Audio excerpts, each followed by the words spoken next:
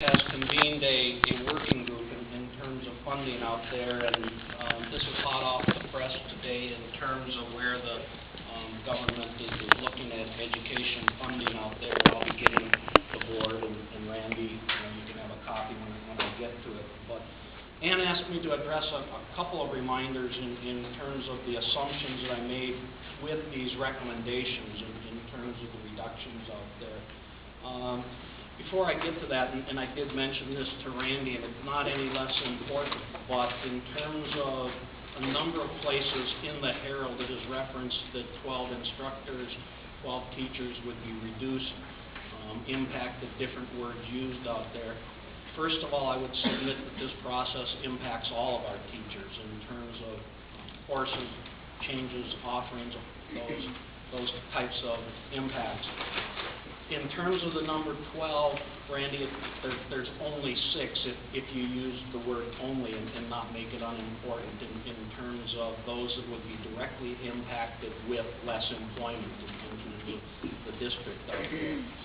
In terms of that leads into the calculations in terms of the assumptions that are made. We had Representative Anderson out to speak with the board in December out there, and we've continued to work with him. Optimistically out there, we're being told there may be $30 per pupil unit that comes to school districts on the foundation formula, which is the primary funding mechanism that covers all of our salaries, books, all of those kinds of issues out there.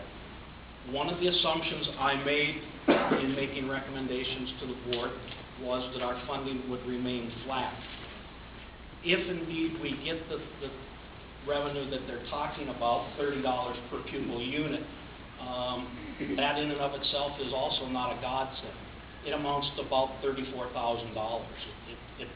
What they're talking about and what they will sell is what they're doing for public ed out there. It is in and of itself not going to fix the problems that we deal with. I've shared with the board lots of data in terms of enrollment out there. That's another assumption in terms of where we're at. We're dealing with the unknowns in terms of our federal dollars, which include compensatory dollars, title dollars. We're dealing with an approval process in terms of some integration aid dollars out there that will make some differences in terms of our staffing pieces. Another unknown that we deal with every year is in terms of what's happening with special education costs. And again, this is not about service delivery. This is and whether students should have these opportunities. This is purely financial. In terms of, I provided the board with and Randy a copy in terms of, actually yours in the board room there, Randy.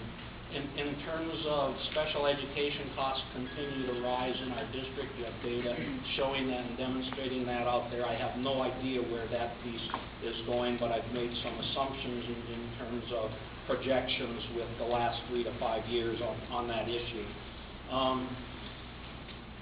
No surprise to anyone other than the state funding piece in terms of what we are looking for there. Our board has chosen not to go back to our public and seek additional operating levies out there. And I know there have been some suggestions in terms of the fundraising.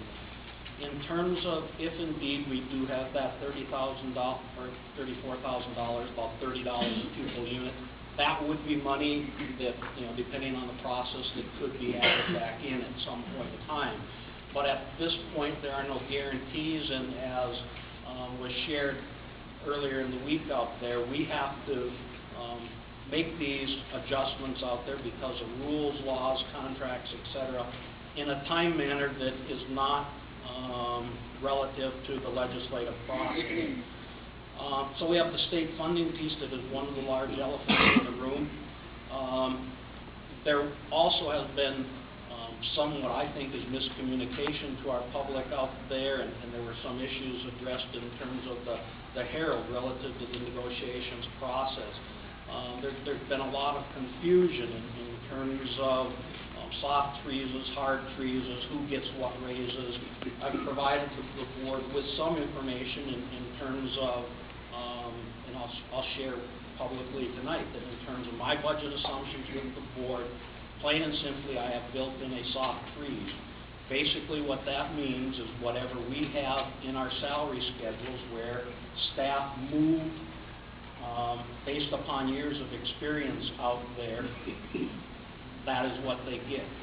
In terms of anything negotiated above and beyond that, I shared this with the board, and because there has been some confusion that our public did not know last time around in terms of the contract settlements, staff confusion, anything more than an equivalent to a soft freeze will mean only additional cuts recommended next spring, plain and simple. In terms of that process out there, obviously the board is aware it's a negotiations process. Through the negotiations process, those dollars that are built in out there in terms of the soft freeze could be negotiated to impact positively retaining teachers.